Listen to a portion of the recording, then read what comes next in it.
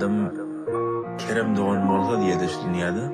Belki senin benim sesini eşitmeye de ama şu ilham bolanla şu bir ker doğanan bolsa şu eşitip biliyor. Yani şunun anne yüreğine Kerem bolsa Hudaycan ve şunun bilenem gepleşiyor.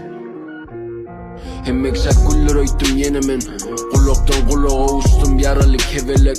Yalanlar ok olup degdimen yuqa tenime. Täze tutsak olup elime deşik elimem. Güýbermejegime söz veren ýaly sagılykdan. Täzin gyfýanyna düşündüm kelläm agyranyna. Daşymy gawap başlady tebäpsiz gawanynlar. Hakyky täz sagan kaka diýip çagyranlar. Mundan çöregem miymedim. Gözlerden daşla durdum göz yetimi giň edip. Birinci diýdim inni ikiň biri kineli. Alady edem ok bu sany dämen filagym sinmadlyk ýeke sinagym. Wagtymy soradım toprakdan ýatdan çykmajagyna inan ýa-diňe akmakly. Özümi tanaýan bolyn birden gorkamda aýak basmadyk ýerlemeji karar tolkunlarynyň.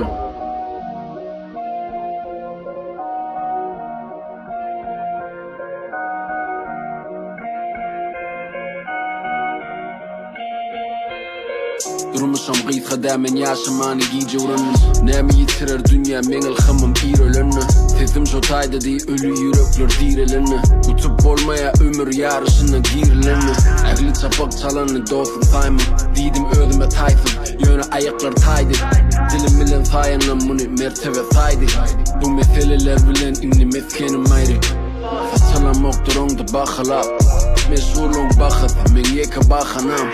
Hemme zadyň bahasy wa diýdi akyllar. Seretap bol tökme gıýbatlardan agyrak.